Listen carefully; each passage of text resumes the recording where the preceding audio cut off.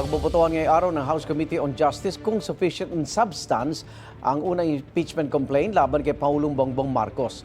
Sa pagdinig kahapon, pinuna ng ilang kongresista ang ginamit na batayan ng reklamo. May unang balita si Tina Panganiban Perez.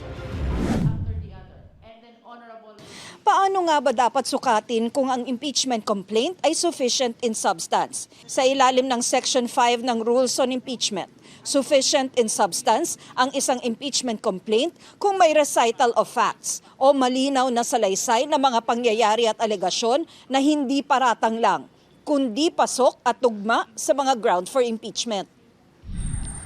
Sufficiency in substance is not about whether allegations are loudly made, repeatedly asserted, passionately believed, or politically resonant.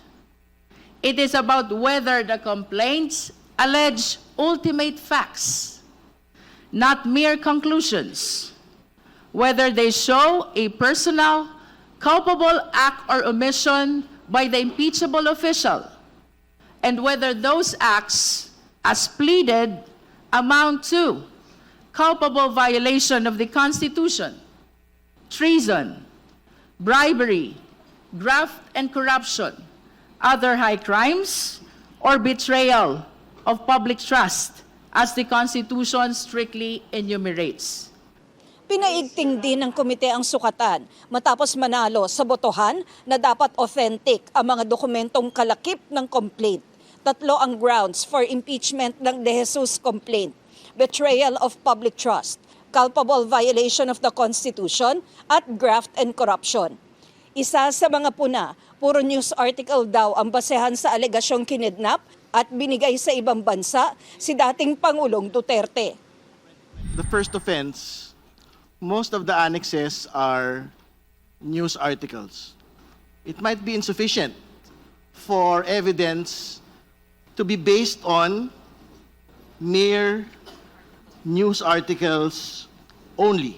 Honorable Nisay, the question is very specific.